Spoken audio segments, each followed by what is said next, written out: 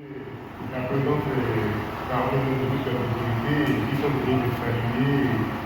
Je ne voudrais pas citer, mais il faut que je cite Madame le maire comme première autorité de la commune de Bécou, qui par sa présence rehausse, comme l'a dit le communicateur, le président Colomb.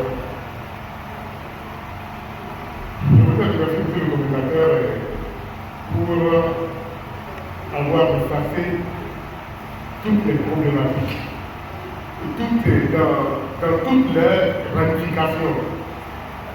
J'avoue que chaque fois que nous évoquons la problématique culturelle, à Kétou, et comme il a su bien le sous-titrer, il dit que Kétou est un trésor inexploité.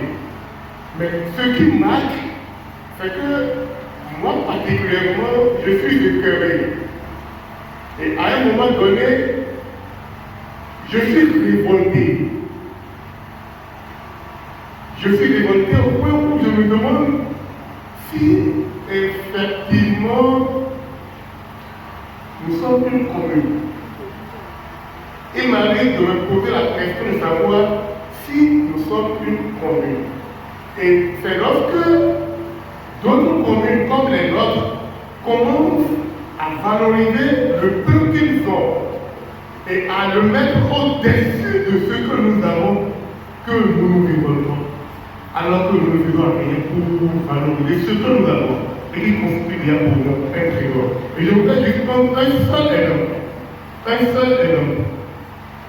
Qu'il vous souvienne, au cours de la Première Guerre mondiale, à un moment donné, il y a eu une situation où les belligérants se regardaient et n'allaient pas au front, que les gens appelaient la guerre des tranchées. Si vous vous souvenez très bien, au cours de la Première Guerre mondiale, il y a ce qu'on appelait la guerre des tranchées. Ceux qui ont aujourd'hui les espaces géographiques où ces tranchées ont été faites et qui ont servi d'espace aux belligérants pour s'affronter, ont préservé cette tranchée-là. C'est juste en 1914-1918. Et on les a valorisés. En 2003, j'ai acheté un petit bouquin que l'auteur a écrit Paroles de poilus. C'est qui les poilus? Les poilus, c'est les militaires qui sont restés dans les tranchées pour monter la garde, pour empêcher l'ennemi de venir. Et pour lui montrer que nous sommes là. Ceux-là, à force de rester dans les tranchées, ont développé une pilosité extraordinaire. Et pendant qu'ils étaient au front, ils envoyaient des petits papiers à leur famille, à leurs femmes, à leurs enfants. Il y a un historien qui a reconstitué ces propos et qui en a fait un bouquin qu'il a titré Paroles de poilus. Le jour où j'ai lu le document, j'ai coulé des larmes. Et parce que je me suis dit, voilà quelque chose qui s'est passé en 1914-18, que les gens ont valorisé, que les gens font, pendant que chez moi, il y a eu un repas extraordinaire, que personne, de façon précise, ne peut dire comment ces remparts-là ont été, je vais dire, faits, et que nous avons négligé aujourd'hui. Les remparts sont en train d'être remplis par le sac et autres. Moi, j'ai la conviction que la seule valorisation de ces remparts-là peut prendre 50% de notre budget communal si nous les valorisons. Et ça, ce que nous devons devenir demain pour nous représenter, si nous n'avons pas cette conviction, nous devons les amener à avoir cette conviction que tant qu'on ne va pas valoriser le patrimoine culturel de Kétou ne va nulle part. Merci. C'est un plaisir pour moi d'être ici aujourd'hui.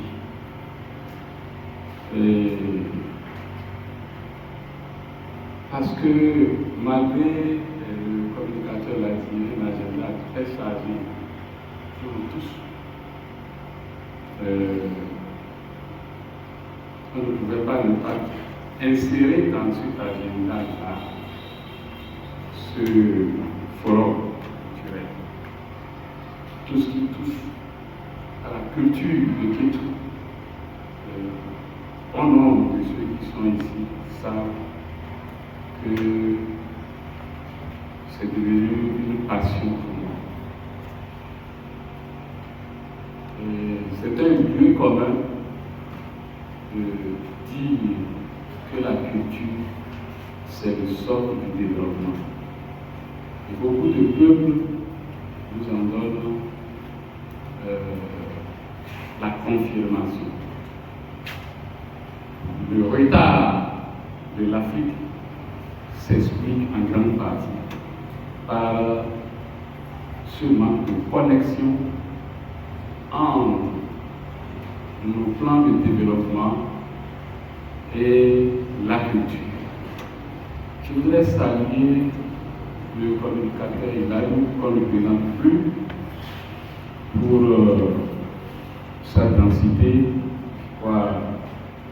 Les fidèles a dit que c'est un baobab. C'est une richesse pour tout aussi de la voir. Je ne voudrais pas qu'on passionne les débats. Je voudrais éviter à dépassionner les débats. Le contenu de la communication de Hilary, et s'il est bien exploité, permettra de sortir d'ici avec un plan d'action qui pourra nous servir la cause du développement culturel touristique. Et c'est pour ça que une expression qu'il a utilisée, un trésor inexploité, je voudrais la reformuler en parlant plutôt d'un trésor insuffisamment exploité. Un trésor insuffisamment exploité. Ce n'est pas le manque d'initiative. Lui-même, c'est un danseur de Iwe.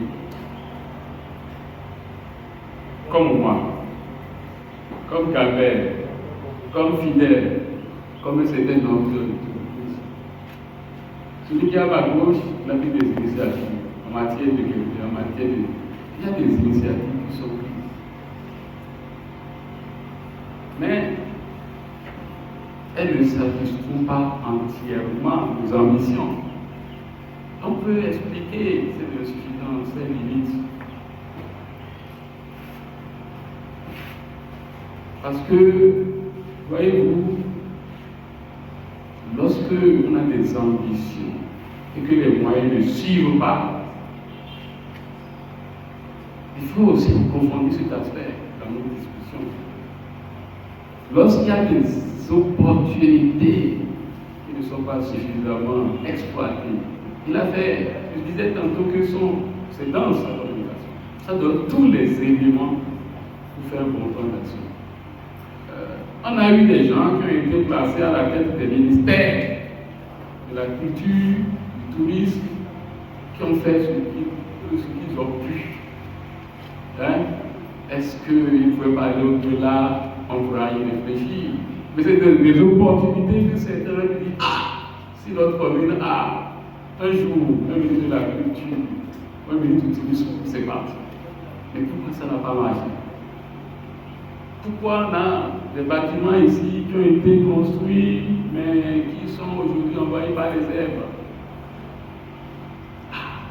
Alors, mettons de côté les conspirations partisanes, mais interrogeons-nous sur l'essentiel.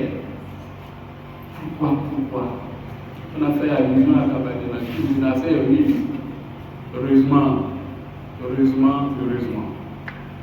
Voyez-vous donc, cette communication inaugurale pour moi, il faut la partager après dans ce que vous pouvez considérer comme la documentation sur le colloque et tout ça. J'espère que les panélistes permettront d'approfondir la communication dans tout ce. Donc je dis que c'est un trésor qui est insuffisamment exploité parce que divers aspects ont été couverts par des initiatives, mais qui ne sont pas allées. Lorsque Bello et tout ça, disait si notre budget pouvait être consacré à 50% pour la culture, je dis faites attention, parce que vous savez que je sais de quoi je parle. Il y a tellement de problèmes qu'il faut courir avec le budget communal. Hier, au sorti de la session ordinaire du mois de juin, j'ai vu, filière de la FUG, un certain nombre de conseillers ont vu quelques agents qui ne sont pas payés depuis près de 4 ou 5 mois et qui sont conviés à entretenir. La ville est sale, tout le monde en parle. Mais si on ne paye pas ceux qui doivent, n'est-ce pas, nettoyer la ville, c'est quoi? Il y a beaucoup de sollicitations, donc il y a un arbitrage à faire au budget communal. Il y a des priorisations à faire. Non pas qu'il faut abandonner la culture, mais il faut savoir que cette priorisation-là, parfois, peut être bloquée par des urgences auxquelles il faut satisfaire immédiatement. Parce que nous qui sommes conseillers aujourd'hui, on est soucieux du développement culturel local. Il y a des choses, il y a des contraintes auxquelles vous ne pouvez pas vous soustraire. C'est une réflexion approfondie qu'il faut apporter à toutes les questions de développement culturel ou touristique. Je voudrais finir en disant que lorsque nous allons élaborer un plan d'action ici, je suis un des spécialistes aussi des plans d'action, notamment en matière de développement communal, il faut derrière un plan de financement. Un plan d'action, c'est un plan de financement, c'est rien du tout. Alors donc, je voudrais vous convier. Ce n'est pas seulement l'État, les partenaires techniques et financiers qui vont financer notre plan d'action. C'est d'abord nous-mêmes. Je sais qu'à ici, lorsqu'il s'agit de mettre la main à la poche, on est réticent. Nous bavardons beaucoup. Je sais de quoi je parle. Pour avoir conduit 6 éditions des festivités culturelles en République publique. Même si ce n'est pas le problème à tout le monde. J'ai fait ce que j'ai pu dans ce domaine-là. Il faut passer.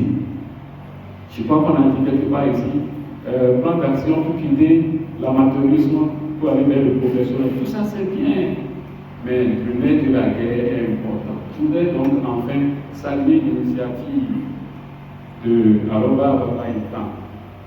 Parce que vous êtes parti de rien, de pas des idées, mais vous avez tenu. Et on ne peut que vous encourager sur cette voie. Et vivre le développement culturel et touristique de Kétou. Merci à quoi il a eu pour avoir ouvert le champ de sa communication. Je crois que l'essentiel a été dit sur la qualité de la communication de notre grand frère Lalou. Je veux prier le forum à se tourner vers le futur. Si nous passons tout le temps à dire on n'a pas fait ça, les autres n'ont pas fait ça, ceci, cela, on n'aura pas le résultat de ce pourquoi nous sommes ici. Qu'est-ce que nous devrons faire? Papa a parlé de plan d'action. Je l'ai dit dans mon intervention tout à l'heure, qui fait quoi, quand et comment. Il faudrait que nous soyons concentrés sur cela. Un ministre fait ce qu'il peut, avec les contraintes qu'il a. Un budget, ça a été dit, un budget est limité. Il faut un plan d'action. Le communicateur a planté le décor brillamment. Si tous les intellectuels québécois étaient des élites, je crois que cette salle ne suffirait pas. Et ça a été tellement bien dit que si nous nous considérons élites, comme ça a été décrit, nous devons prendre nos responsabilités. Merci. Je remercie tout le monde ici présent. Commençant par Madame le maire, qui, de par sa présence, nous honore ici aujourd'hui en matière de culture. Je remercie également la Cour royale les conseillers à divers niveaux, le parrain et tout le monde ici présent. J'avoue que ce forum, je l'ai vraiment aimé parce que ça va nous aider à savoir réellement de quoi il faut finalement s'attacher pour pouvoir contribuer, pour pouvoir apporter nos pierres au développement culturel de notre commune.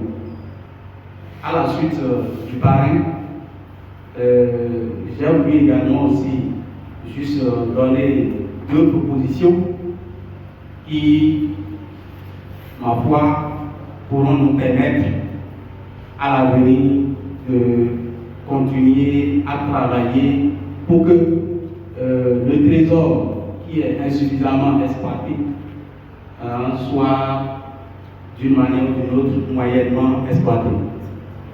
Ceci dit, j'ai comme première proposition, surtout à Madame le maire, je voudrais ou bien je suggérerais que nous organisons désormais ici à Kétou aussi votre pays, parce que pour moi ça peut toucher tous les pans culturels de la commune de Kétou. À part ça également, je voudrais également proposer à nos acteurs culturels qui jouent des travail pour la valorisation de notre culture de faire des plans vendables comme l'ont proposé beaucoup d'ici, afin que ces plans-là puissent être déposés au ministère de la Culture pour être exploités. Je crois que c'est un ami qui a l'habitude de me dire qu'à Kétou, on dort beaucoup.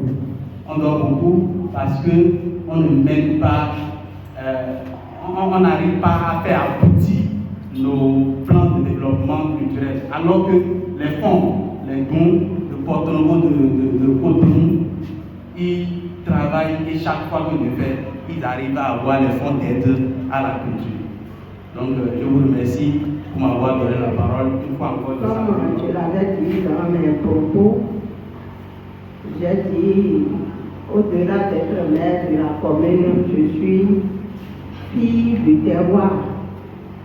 Et ce qu'on fait ici aujourd'hui me concerne et m'intéresse. J'ai aussi dit au professeur Ilanou que nous allons assister à une communication de haut niveau. Mais il m'a rassuré qu'il va amener ça au niveau local pour permettre à tout le monde de digérer. Je pense qu'il a fait l'effort. Et nous tous, nous avons compris son langage qui a été clair et limpide. C'était capital de clarifier que être élite n'est pas forcément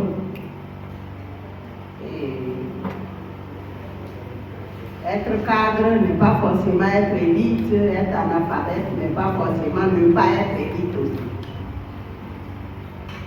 C'est comme quelque chose, un débat que je menais avec quelqu'un, je dis, c'est hier que je menais le débat avec un monsieur qui, on parlait du développement de Kétou, quand il me disait,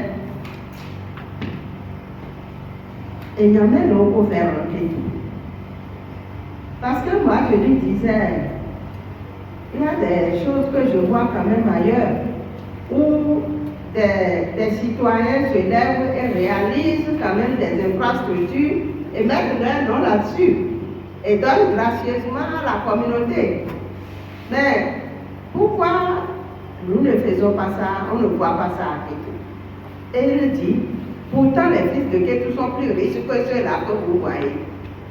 Mais est-ce que c'est tout le monde qui aime Kétou? Je mets ça de côté. Nous avons organisé la reddition de comptes pour évaluer notre plan de développement et 3e génération, puisque nous venons de rédiger 4e génération. Donc, pour ne pas tomber dans les mêmes erreurs au cours de la mise en œuvre de ce nouveau plan, nous avons dit il faut qu'on revoie. On aurait dû faire avant d'élaborer l'autre plan, mais les moyens n'étaient pas à disposition. On a jugé quand même de faire, de partager avec les citoyens. Un monsieur m'a demandé, Madame le maire, la salle n'est pas pleine. Est-ce que vous êtes fiers? Mais quand je lui ai répondu, j'ai dit, je suis très fière parce que le conseil des ministres n'est pas un village. Pourtant, il dirige le Bénin. J'ai dit, je suis très fière parce que la qualité des participants satisfait déjà à ce que nous pouvons attendre ici, à ce à quoi on peut s'attendre. Et lorsqu'on aura monnayé tout ça, on peut déjà passer des années à faire la mise en œuvre. Quand je suis venue ici ce matin, j'ai dit, mais fidèle, pourquoi les chaises sont vides? Les gens ne sont pas venus. Et on a échangé rapidement, on a dit, bon, c'est les activités, les manifestations sont trop dans la ville. C'est pour ça que les gens ne sont pas venus. Et rapidement, je me suis ressaisi pour dire non. Même si on est 5, si c'est des gens qui ont la tête bien faite et bien pleine, quelque chose de très bon peut sortir. On n'a pas besoin que la salle se remplisse. Et je ne me suis pas trompée. Nous avons vu qu'avec la seule communication, on peut déjà mener des actions sur plusieurs années. Je voudrais revenir en disant que il y a toujours de petites initiatives par-ci par-là. Aujourd'hui, c'est cette ONG qui nous convie ici. Hier, ça a été quelqu'un qui a dit que tout en or. Ou bien comment il a dit? C'est que tout en or. Que tout en or. De quoi il a parlé aussi? C'est toujours de la culture de Kébi. Quelqu'un, on a appelé quelque chose qu'intéresse. De quoi ça parle? Ça parle toujours des mêmes choses. Il n'y a pas une synergie d'action. Il n'y a pas une synergie d'action. Et il y a aussi une mentalité, lorsque nous n'allons pas nous découdre avec ça, ça va être trop compliqué. On doit faire, j'ai dit avant-hier, vous allez élire 10 maires, 20 maires à Kékou. Si la mentalité demeure pareille, nous allons répéter toujours les mêmes choses. Parce que après tout, un maire ne vient jamais avec un sac d'argent pour réaliser des infrastructures. Après tout, un maire ne vient jamais à lui seul avec des idées pour commencer à tout développer. Le changement de mentalité des citoyens, ça prend une grande portion dans le développement d'une localité. Et ça, c'est clair. Disons, on dit la ville est sale. Les quartiers sont sales. Si chacun balaie chez lui, et si chacun balaie sa cour, toi tu es là, tu as balayé ta cour et l'environnement de ta maison. Moi, je me lève, je balaie autour de ma maison. L'autre balaie. Qu'est-ce qui va rester pour la mairie? Il va rester que les voies bitumées. Et la loi n'a donné que les voies bitumées comme charge à la mairie pour l'entretien. Parce que la mairie ne va pas se mettre à balayer les couloirs des maisons. Ça ne s'est passé nulle part. Vous allez voir même dans les grandes villes. Ce n'est que des boutons que l'État, sur lesquels l'État a investi. Ce n'est que ça que les gens s'évertuent à faire. Ça, c'est la moindre des choses, ça. Nous sommes incapables d'être propres, d'entretenir notre environnement immédiat à Kékou. Et on attend toujours que la mairie vienne faire. Mais cette mentalité, ça n'accompagne pas le développement. Et moi, je le dis toujours, Et si Dieu nous prête une longue vie, on mettra les yeux là pour voir le leader qui va venir changer les mentalités et tout faire. Même si quelqu'un vient réaliser des infrastructures, il faut les entretenir, non? Il faut les entretenir, non? Et ça, le citoyen a un grand rôle. On a commencé à faire festivités culturelles après tout. Pourquoi ça ne prospère pas et ça n'évolue pas? C'est toujours un problème qui est là. Donc, de par notre culture, nous devons nous développer. Mais nous irons tamiser la culture que nos parents, qui ont permis à nos parents de conserver l'héritage culturel et nous sommes venus voir. Nous devons maintenant aller revoir qu'est-ce qu'il faut arranger, qu'est-ce qu'il faut moderniser, qu'est-ce qu'il faut valoriser pour que ça tienne compte de la mentalité de la génération d'aujourd'hui. Mais si nous restons à pleurnicher sur le passé, ça n'apportera jamais rien. J'ai dit, hier, les gens étaient restés derrière et ils disent, les conseillers ne font rien. Aujourd'hui, ils sont devenus conseillers. S'ils sont les premiers à briller par leur absence, lorsqu'on les invite même pour les moindres tâches communautaires. Donc, ce n'est pas, quelqu'un va parler aujourd'hui, demain on va dire, ah, celui-là, si on le prend, il va faire de merveilles. Il va arriver là, ça va tomber dans l'eau. Parce que le courant qui est là-bas, c'est un autre langage qui se parle. Et nous n'irons pas sur ce terrain. Les initiatives des ONG, des associations et autres, nous n'avons qu'à regarder ceux-là et les encourager pour qu'on mette en place une synergisation pour commencer à faire ce que nous pouvons. Le chef de l'État, s'il veut parler aujourd'hui, il va dire qu'il a déjà fait beaucoup de choses à la commune de Kétoué.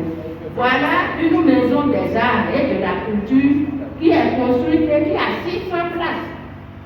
600 places, je l'ai visité plusieurs fois déjà.